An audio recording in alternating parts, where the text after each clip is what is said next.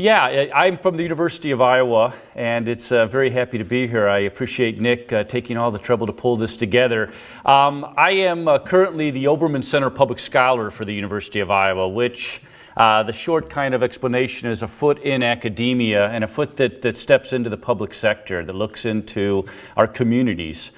Before that, I was the Associate Director for the College of Liberal Arts and Sciences. And so what I'm going to try to do is a series of stories. I'm going to talk to you a little bit about higher education, which I would assume many of you may have an interest in. It's something that I have spent a lot of time on our campus thinking about and pondering how we can have a more meaningful impact on our students.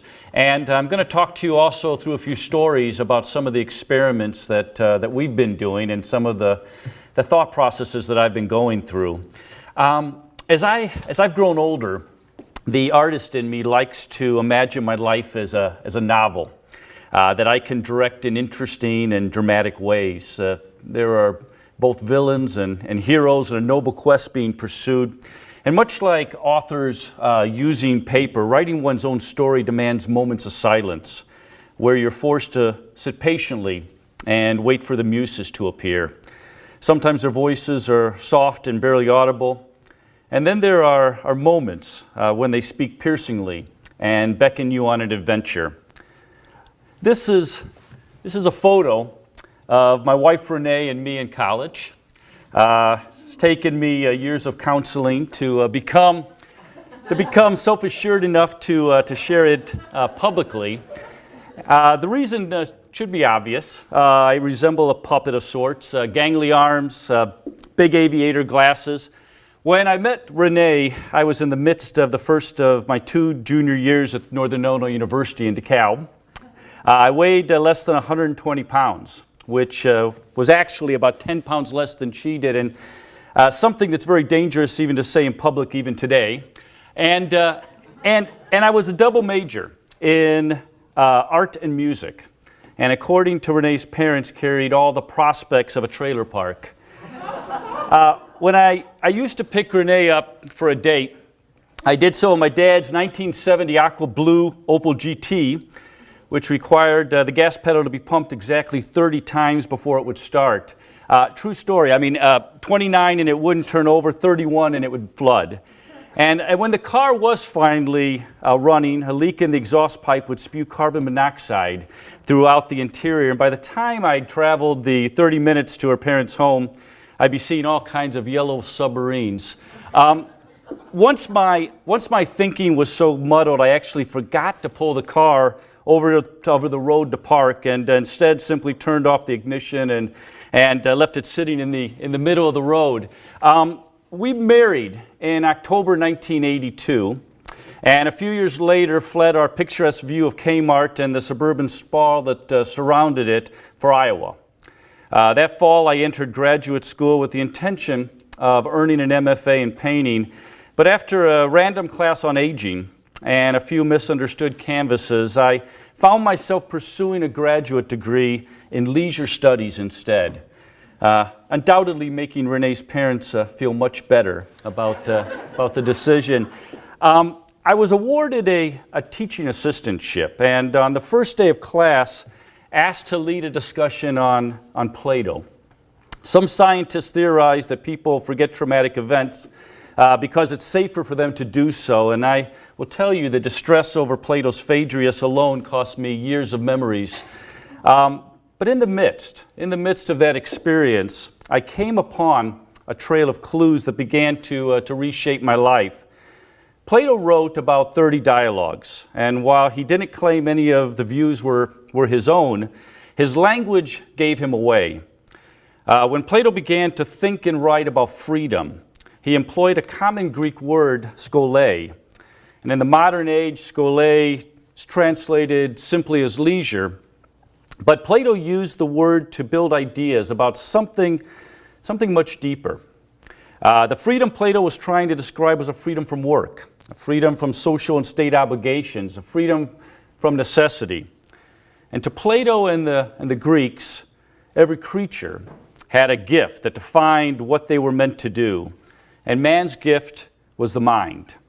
Thinking, knowing, conversing, creating, loving. all things believed to be distinctly human actions at the time, and philosophy was therefore elevated to the highest and freest activity one could choose. And Plato held the belief that once the necessities of life were in place, an individual should abandon work in favor of pursuing a higher purpose, asking what he called the eternal questions. Who am I? Why am I here? What's the meaning of my life? And once I discovered this ideal, Plato's work suddenly mattered, and his warning that the life that is unexamined is not worth living became my philosophy as well.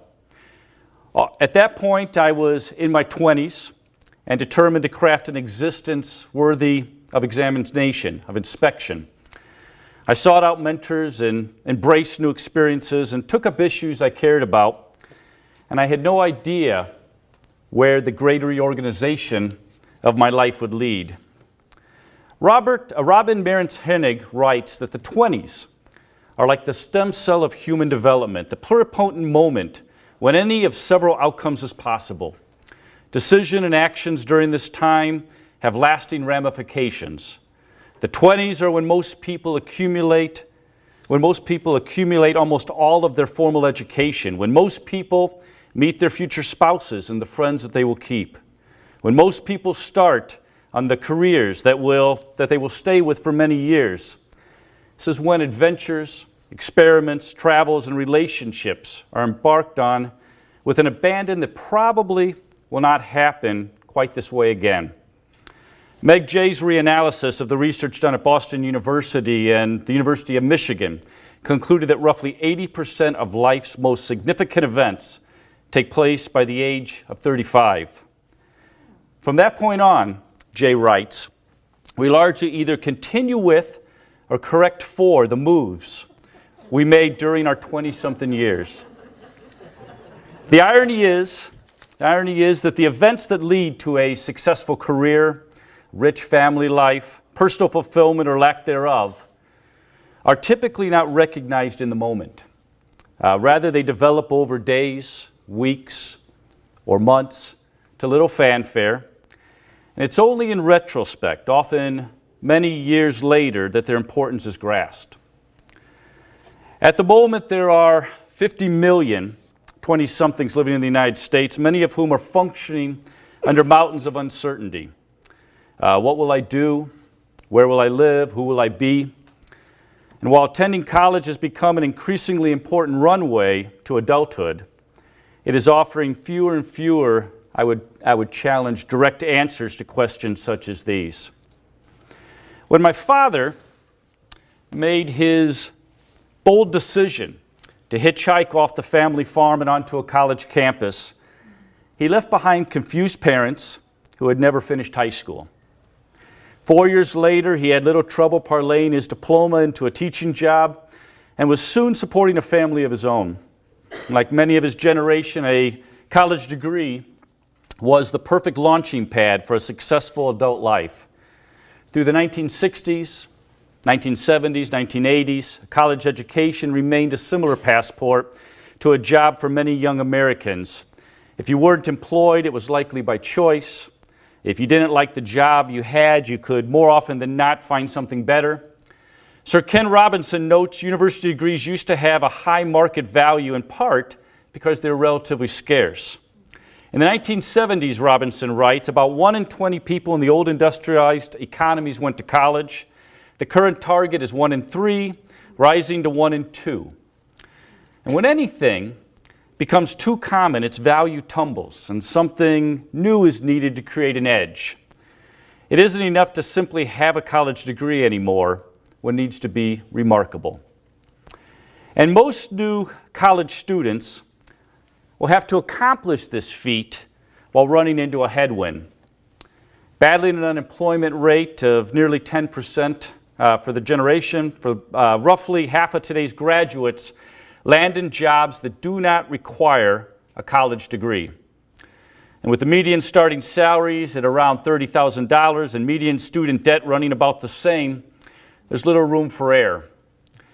In fact, a recent Newsweek article referred to Americans 18 to 35-year-old cohorts as Generation Screwed. Young people read these headlines, they do, and know what's at stake. They recognize the stress and insecurities their parents endure at work and feel increasing responsibility to select practical majors, regardless of whether they are drawn to the subject matter or not. And while loved ones may sleep better knowing their son or daughter is studying computer science instead of the classics, the secret is that people who are intrinsically motivated, who do what they do out of the joy of the task itself, almost always, not always, but almost always, outperform their extrinsically motivated peers. But what if I'm wrong? What if they somehow guess the rapidly changing job market and quickly land work after graduation? And then even as their passionate coworkers succeed around them, I'm doubly wrong. And nobody cares. They're allowed to spend 30 or 40 years indifferently doing only what's required, while trying to squeeze as much pleasure into the leftover hours as they can. Is that really, I would ask, a life we're settling for without at least trying to find something more? John Zurita, the 2010 U.S. Professor of the Year, advocates for young people to use their college years to discover their superpower. You have to find what you must do, Zurita counsels. Getting a good job, making money, may be what you need to do, but they are not something you must do in order to feed your soul. Psychologist Malahai Csikszentmihalyi calls it flow, a state of being in which one becomes so engaged in an activity or experience that nothing else seems to matter. Creativity expert Ken Robinson refers to it as the element, the place where the things you love to do and the things you're good at come together. Psychologist Martin Seligman describes it as the meaningful life where an individual's signature strengths are used in the service of something larger than oneself. At its best, college is a laboratory where these discoveries, I believe, can take place. Every student walks onto a college campus has approximately 2 million minutes. 2 million minutes until graduation, 2 million minutes to build one's intellectual and emotional basis, 2 million minutes to prepare for family, community, service, and career. 2 million minutes to get ready for a good launch. I learned many years ago that the simple act of calling something an experiment somehow diffuses the pressure. Experiments by their very nature are about trying something new. And while the potential for failure is always there, the possibility that something magical can happen exists as well. In the fall of 2010, I took just such a risk, and I created at the University of Iowa a class called Life Design. Through stories, lectures, reflective writing, the class is constructed to help students discover what they are innately drawn to do. To achieve this, however, required removing many of the traditional carrots and sticks that keep students in place. What happens when the threat of rote exams and mandatory attendance is removed? When students take notes because they want to remember a point and not because they fear having to recall it? When the objective is not simply a grade or hours towards a major, but a deeper, more meaningful education? Big swallow. Will they come? Will they come? And I'll be honest, several of my colleagues very lovingly, very generously, told me no. They warned me the idea was destined for failure. They asserted that today's undergraduates come with a sense of entitlement. Classes they declared are third or fourth on their priority list, and learning for learning's sake even lower. And some students were skeptical as well.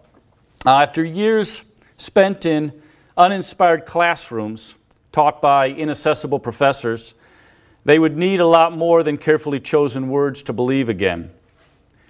A month before the first life design class, which is something that Nick alluded to, is scheduled to start, I stumbled upon Tony Hsieh's book, Delivering Happiness. Tony is CEO of Zappos.com. It's an online shoe and apparel company if you're not familiar with them. And the book chronicles his story from kid worm farmer to $265 million sale of his internet advertising network Link Exchange, through the entrepreneurial roller coaster ride that resulted in Zappos.com's success. And as the title implies, the book also details Tony's evolving ideal that the value of a company is not measured solely by the bottom line, but by how well it enriches the lives of its customers, its employees, and the community in which it resides. And in an age of corporate greed and scandals, the conviction that happiness is found in the act of bringing joy to others is refreshing, if not radical. And I added the book to my syllabus and asked Tony if I could record a phone interview with him. Tony said yes, and then realizing the tour was taking him through Iowa City, suggested we conduct the conversation in person. And I impulsively blurted out, "Why don't we do it in front of my class?"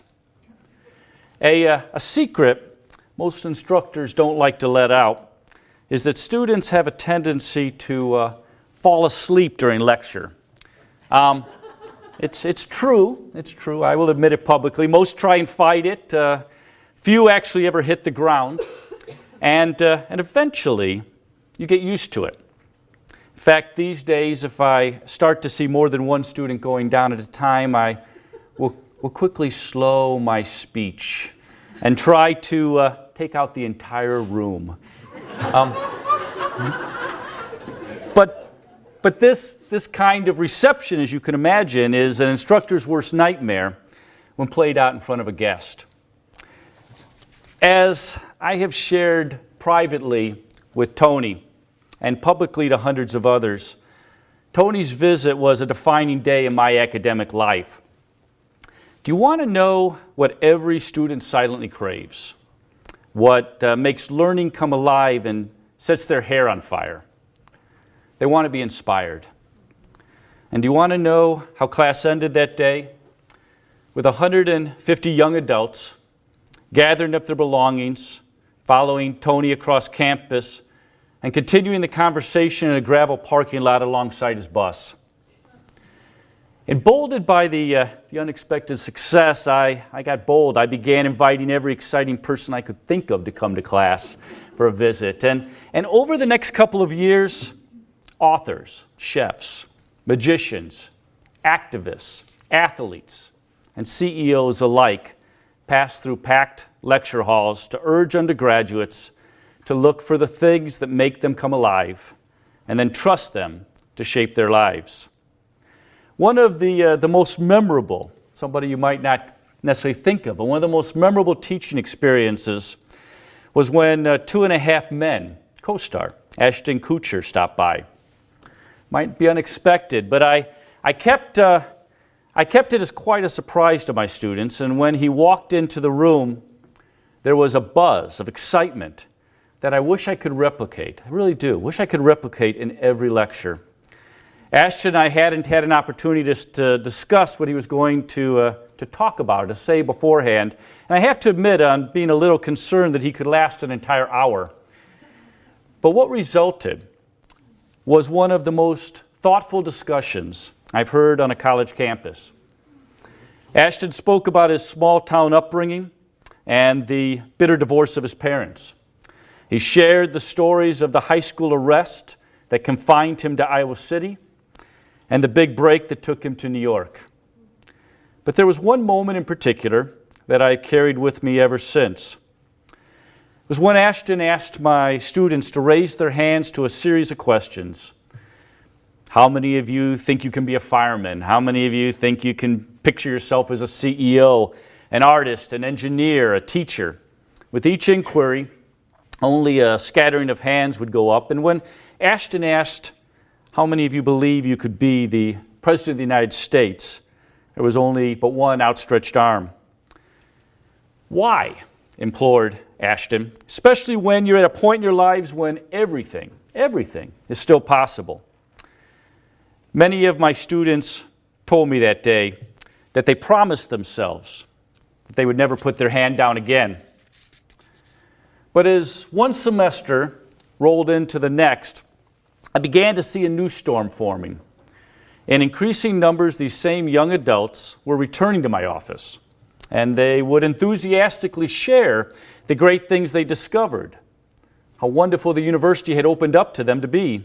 But then they would abruptly pause, reference a looming graduation, and plead, "What's next?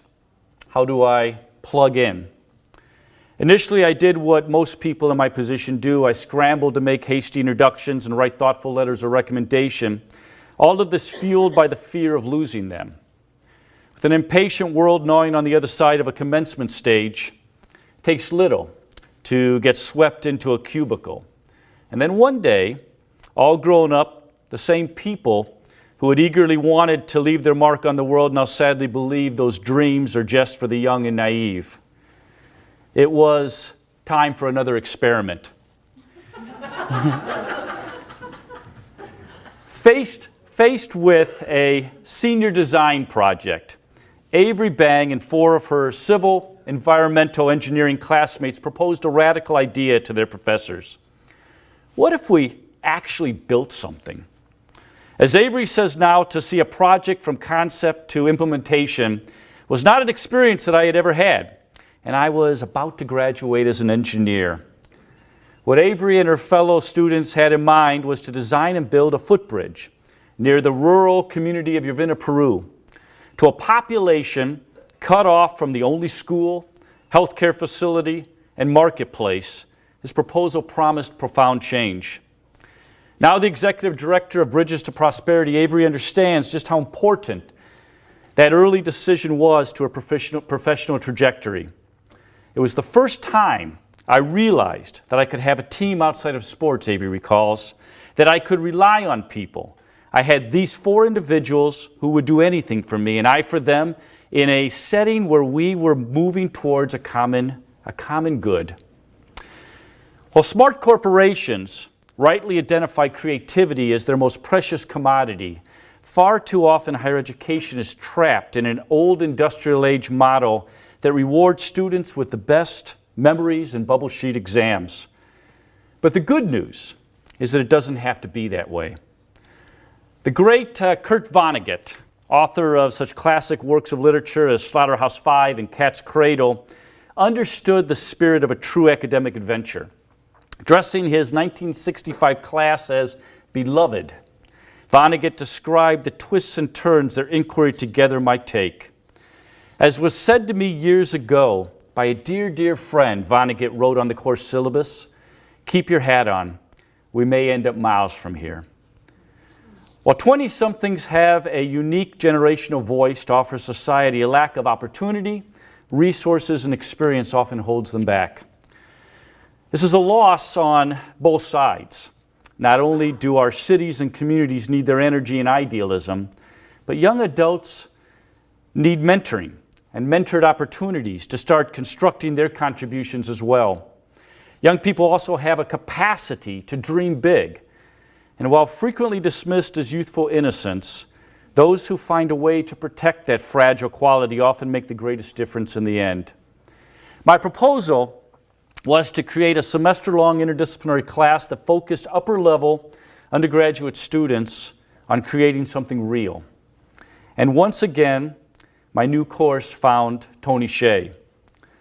At that moment, Tony was in the midst of leasing Las Vegas's old City Hall, which is the kind of strange round building you see in the far corner. And it was in the heart of the struggling downtown Las Vegas, to become Zappos' new company home. But instead of reconditioning it into yet another stunning corporate campus, the likes of Nike or Google, Yahoo, he decided instead to invest his money, personal money, elsewhere, to the $200 to $350 million in the community around it. $50 million into small business, $50 million into tech startup, $50 million into education, arts and culture, $200 million into real estate.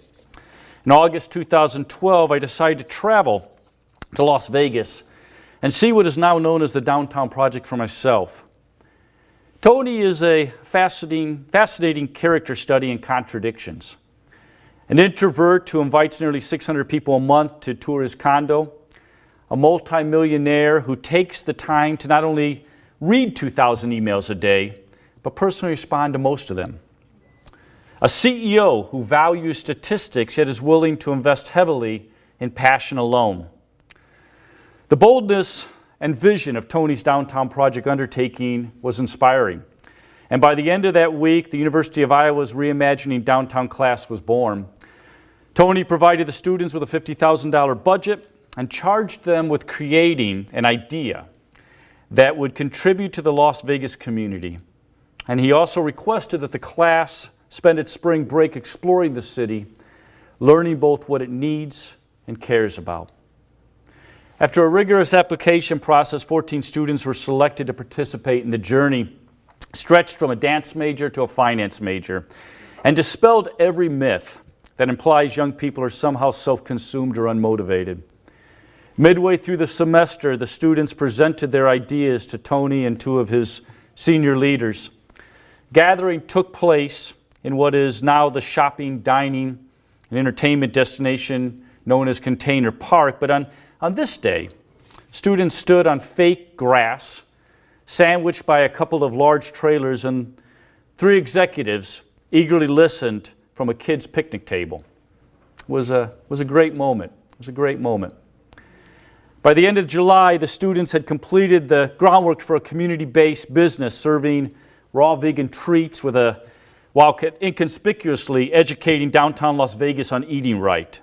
The initiative was branded Sugarcoat with the educational component called Sugarcoat Ed. And as the students explained, the verb sugarcoat means to make something difficult or distasteful appear more pleasant or acceptable. And to help ensure the initiative's sustainability, they found a community partner, a Las Vegas artist, nutritional mixologist named Shane Stewart. These are a couple of images. First day of class, pretty traditional looking kind of situation there. Actually, they were doing a design thinking exercise. So my students began to set up shop in a neighborhood office and began to work on their own, much to my lack of knowledge for a while. Every Saturday they would spend there brainstorming and thinking through their ideas. This is them feeding the homeless, something they did every Saturday while they were in Vegas. And they would make their recipes and they would bring them out in the community. And as you can see, the line would form for blocks. This is part of my students, not all of them, a group of them with their aprons about ready to actually set up and do a community dinner. While the course was called Reimagining Downtown, the larger discussion may have been about reimagining education, and the lesson was simple. When given a chance, young adults will do amazing things, and it behooves all of us to create a world in which they can. Success, like happiness, writes Viktor Frankl, cannot be pursued, must ensue as the unintended side effect of one's personal dedication to a course greater than oneself. Victor's great insight was formed in the winter of 1942 when, as a young psychiatrist, he and his wife Tilly were among the hundreds of Jews rounded up and arrested in Vienna. At the time, Victor was already hard at work on a theory of psychological well-being. Anticipating the roundup, the young couple took great pains to save their most cherished possession, the manuscript that Victor was writing. Before officials marched into their home, Tilly sewed the document into the lining of Victor's coat. And Victor wore that coat when the couple was later dispatched to Auschwitz. But on his second day in the concentration camp, he was stripped by the SS guards and never saw the manuscript again.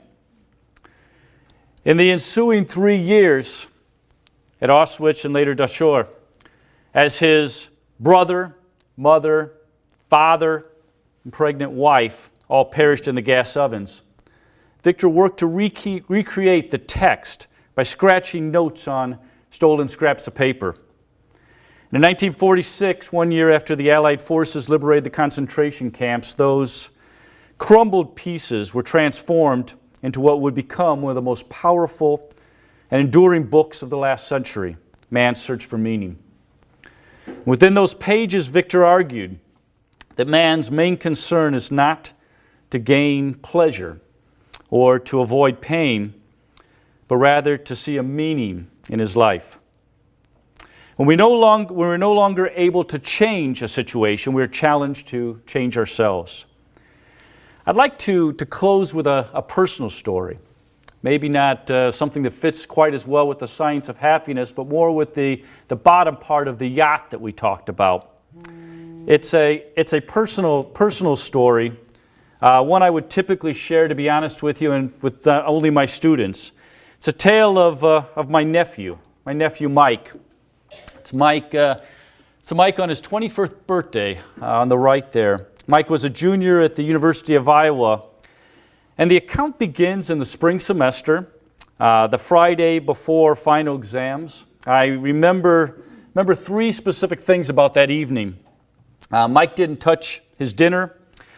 He insatiably drank water, and he pulled me aside to tell me he was worried something was wrong. Over the 3 years Mike was in college, we developed the type of uncle-nephew relationship I always wanted. Mike shared his college war stories with me, confident they would remain safe from his parents. I, in turn, tried to introduce him to new and interesting things, fully aware I would pick up the tab every time. Mike dreamed of being a journalist, but was willing to settle on teaching English like his mother.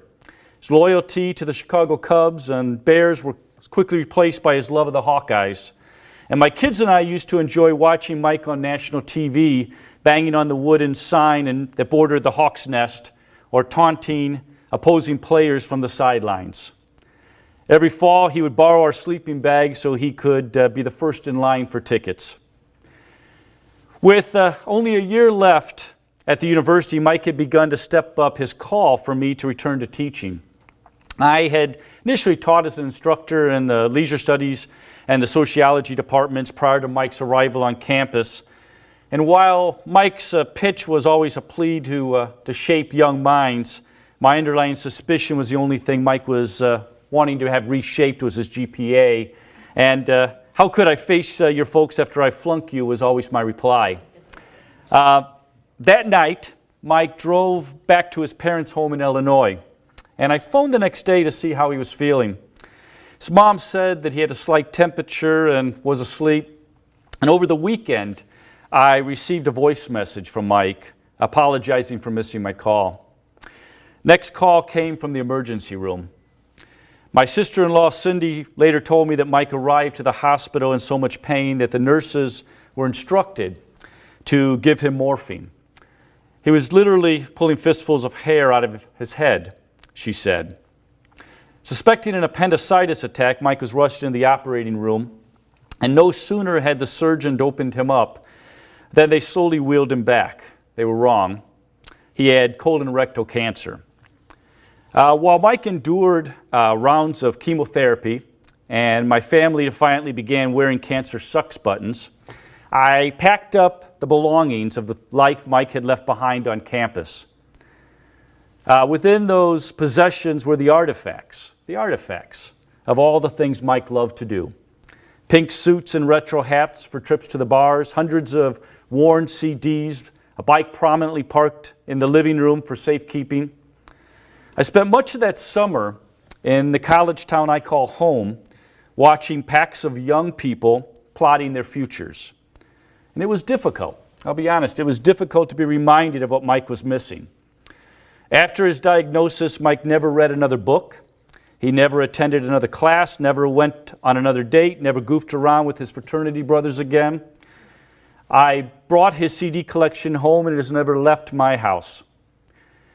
We buried Mike on August 28th, less than 4 months after his diagnosis. And I sat by his bedside just days before and pretended with him that he'd be returning to campus. I have football tickets waiting for you. I remember lying.